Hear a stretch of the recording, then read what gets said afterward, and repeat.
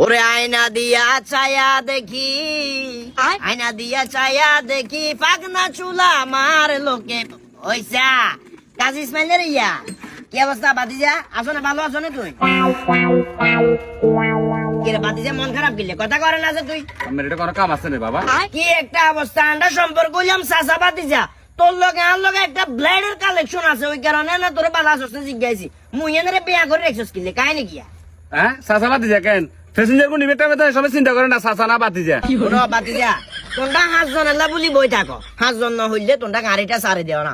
আর এটা 1 জন হইলেও যাইয়ের, 2 জন হইলেও যাইয়ের, 3 জন হইলেও যাইয়ের। এখন তুই যদি 5 জন এলা বই থাকো, প্যাসেঞ্জার যদি বিরক্ত যদি আর গাড়িতে উড়ি যায়, দোষ এটা কি আর নাকি? আর দোষ এটা কেন?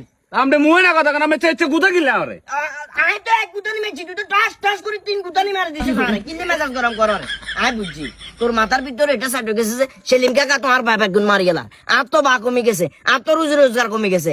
বাতিজা, রিজিকের মালিক হইলো আল্লাহ, কি কইছি বুঝছস না? তোর রিজিকে যেটা আছে এটা সিএনজির মাধ্যমে তোর কাছে চলে যাবো, আর রিজিকে যেটা আছে এটা টমটমের মাধ্যমে আর কাছে চলে যাবো। কথা ক্লিয়ার বুঝছস না? কথা ক্লিয়ার বুঝছি।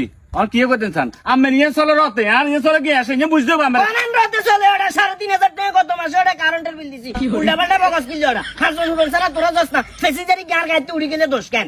দল এনটিভি তুমি বেশি ছিলেন এই তো ওই যে ফতি হিংসা কইলাম না, আয় বা বেশি মারি এলাইয়ের, তুই কম মারি এলরে। বাতি যাউন বেন এনে চোখ ঘুমে দুন উঠবে লগে লগে তোর লগে আর দেখা আর লগে তোর দেখা, মুখ কেনা কেনি করে লাভ নাই। কি কইছি বুঝছস না? তোর রিজিকে যা আছে তা তুই খাবি, আর এটা সিট দুয়া খালি আছে। আপনার যদি তাড়াহুড়া থাকে উড়ি উড়ি বই যান। কাকা আমি এটা কি করলেন? ওরে আয়না দিয়া ছায়া দেখি, আয়না দিয়া ছায়া দেখি,